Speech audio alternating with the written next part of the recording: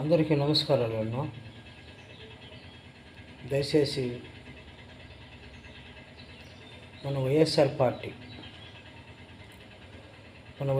Party Congress పార్టీలో నేను అభిమానిగా కార్యకర్తగా పనిచేశానన్న. 2018 నుంచి ప్రతి గ్రామానికి పోయి ప్రతి ఒక్కరికి మన జగనన్నని గెలిపించాలి, మన జగనన్నని గెలిపించుకుంటే మనకు మంచి రోజులు వస్తాయని చెప్పేవాడినన్న. దయచేసి ప్రతి కార్యకర్త, ప్రతి అభిమాని, ప్రతి క్యాడర్లో పనిచేసిన వాళ్ళు, ఇంక పెద్ద నాయకులు మన వైసీపీలో ఉన్న ఎమ్మెల్యేలు కానీ మంత్రులు కానీ వీళ్ళంతా దయచేసి ఈరోజు జగనన్న క్యాడరు, జగనన్న అభిమాని, జగనన్న క్యాడర్లో పనిచేశాను. కానీ ఈ 18 నుంచి 19 దాకా ఇబ్బంది లేదు. ప్రతి పేదవాడికి అన్నీ వస్తున్నాయి, అన్ని వసతులు చేస్తున్నాడు మన జగనన్న. దయచేసి వైసీపీ పార్టీలో నేను పనిచేశాను. కానీ నేను కార్ డ్రైవర్ని, డ్రైవింగ్ స్కూల్లో పనిచేస్తున్నాను. 2018 నుంచి 2019 దాకా నాకు ఎటువంటి ఇబ్బంది లేదు. ఎందుకంటే నాకు డ్రైవింగ్ స్కూల్లో పనిచేసిన రోజులు బాగానే ఉండింది. డ్రైవింగ్ స్కూల్లో నుంచి నన్ను 2024లో నన్ను డ్రైవింగ్ స్కూల్లో లేకుండా చేశారు. అది ఎవరు చేశారో నాకైతే తెలియదన్నా. ప్రతి ఒక్కరికి నేను కోరుకునే మనం ఒకటేనన్నా, మన కార్యకర్తలు, మన అభిమానులు అందరూ ఉన్నారు కాబట్టి ఒక భరోసా ఇవ్వాలని కోరుకుంటున్నానన్నా. నేను తర్వాత మళ్ళా ఈరోజు నాకంటూ ఇల్లు లేదు, నేను ఇబ్బంది పాలు అవుతున్నానన్నా. ఈ సోషల్ మీడియా అనేది ఇది జగనన్న దాకా పాదో లేదో నాకైతే తెలియదు కానన్నా. మీరందరూ ఆలోచించి ప్రతి ఒక్కరూ మన క్యాడర్లో పనిచేసే వాళ్ళు కానీ, మన క్యాడర్లో పనిచేసే ఎమ్మెల్యేలు, మంత్రులు, పెద్దోళ్ళు ఉన్నారు, ఇంకా వాళ్ళకు కూడా మరి నా హృదయపూర్వక వందనాలు చెప్తున్నాను. ప్రతి ఒక్కరూ నేను చెప్పే ఆలోచించి నేను ఏం చెప్తున్నానా ఇది జగనన్న దాకా పోవాలి అని చెప్పి ఒక ఆశతో నేను ఉన్నానన్న. ఈరోజు 2024లో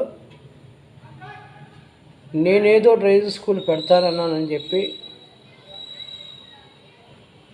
నా మీద కొన్ని విమర్శలు వచ్చాయన్న. నేను డ్రైవింగ్ స్కూల్లో పనిచేసే జీతానికి పనిచేసేవాడిని.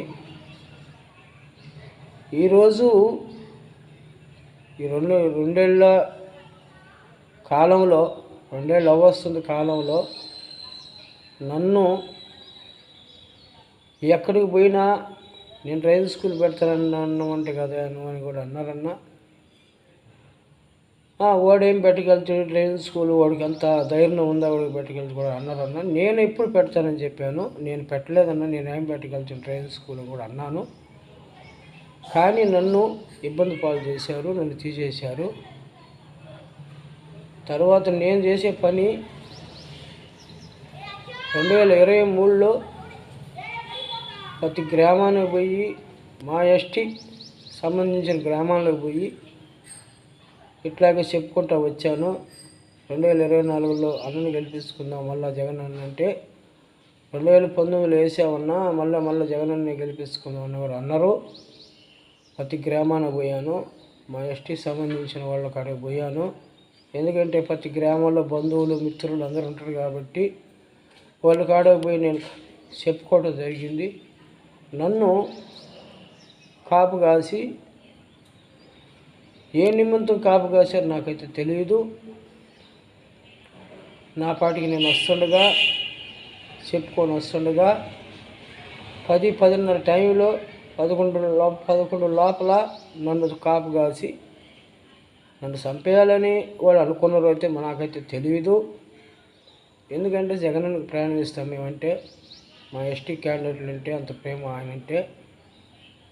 నేను చెప్పుకొని వస్తుండగా నన్ను కాపు కాసి దారి కాసి నన్ను రాగానే మాట పలుకు లేకుండా కొట్టారన్న.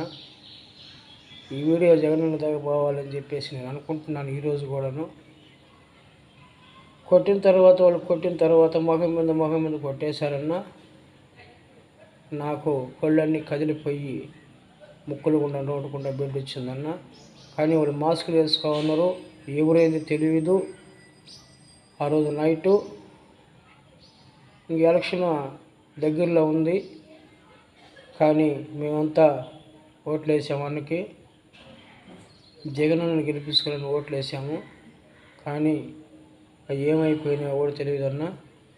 దయచేసి మీరంతా వైఎస్ఆర్ పార్టీ అభిమానులంతా ఒకసారి గుర్తించండి అన్న.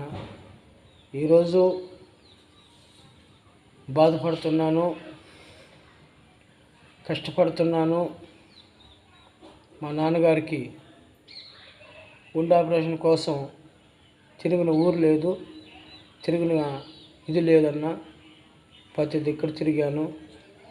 టీడీపీ ప్రభుత్వంలో మా నాన్నగారికి ఏ సహాయం జరగలేదన్న. మన పెద్దయిన రాజశేఖర రెడ్డి గారు ఏమంటా వచ్చాడు, మా నాన్నకి గుండె ఆపరేషన్ జరిగిందన్న. ఎందుకంటే చేసినోడిని ఎవరైతే చేశారో వాళ్ళ పేరే చెప్పుకుంటామన్నా. కానీ ఈరోజు ఇల్లు లేదు, నాకంటూ ఏమీ లేదన్న. నేను 3 సార్లు మన క్యాడర్లో తిరిగి జెండా పట్టుకొని తిరిగాను కాబట్టి 3 సార్లు నేను తాడేపల్లికి పోయానన్న. కానీ నా ఫలితం లేదన్న. ఎందుకంటే పర్మిషన్ లెటరు ఉంటే అన్నని కలవచ్చు అని చెప్పారు. నాకు పర్మిషన్ లెటరు లేదన్న. కానీ ఎవరిని కలవాలో కూడా తెలియదు. ఎందుకంటే వైసీపీలో పనిచేశాను, వైసీపీలో తిరిగాను, వైసీపీ జెండా పట్టుకున్నాను. ప్రతి కార్యకర్తగా, ప్రతి అభిమానిగా, ప్రతి క్యాడర్లో తిరిగానన్న. దయచేసి ఎవరైనా కానీ పెద్దవారు గుర్తించుకొని నా పరిస్థితి ఆలోచించమని కూడా అడుగుతున్నానన్న.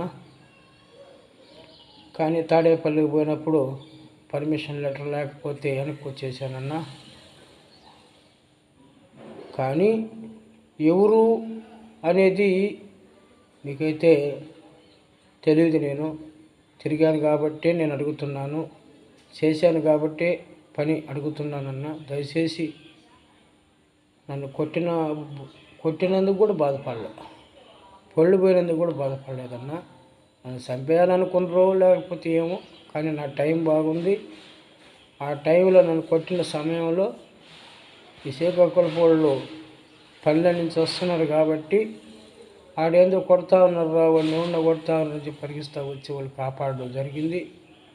కాపాడి నన్ను పెద్ద హాస్పిటల్లో చేరడం జరిగింది. పెద్ద హాస్పిటల్లో చేర్చిన తర్వాత కూడా నన్ను కాలు మీద కూడా మెడ మీద కూడా కొట్టారు. ఈరోజు నేను చనిపోయినా నాకేం బాధ లేదన్న. జగనన్నతో పనిచేయాలా, జగనన్న వెంట మేము ఉండి మన ప్రజలంతా, మన కార్యకర్తలంతా, మన అభిమానులంతా ఉండి ఆయన గెలిపించుకోవాలని కోరుకుంటున్నాను. కానీ ఈరోజు బాధపడుతున్నాను. దయచేసి ఈ వీడియో, ఈ సోషల్ మీడియా వీడియో జగనన్న దగ్గర పోవాలని కోరుకుంటున్నాను.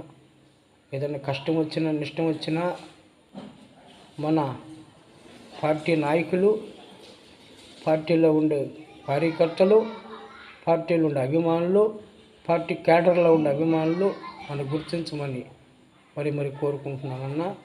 మన వైసీపీ పార్టీని మన పేద ప్రజలకి మరొకసారి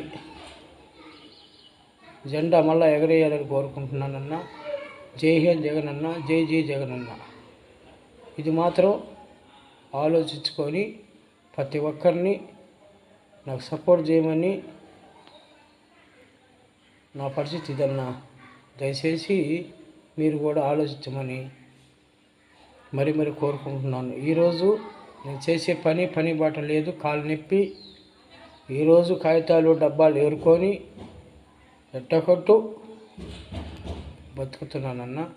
దయచేసి మీరంతా నాకు సపోర్ట్ చేస్తారని మీ అందరికీ నా హృదయపూర్వక వందనాలు అన్న.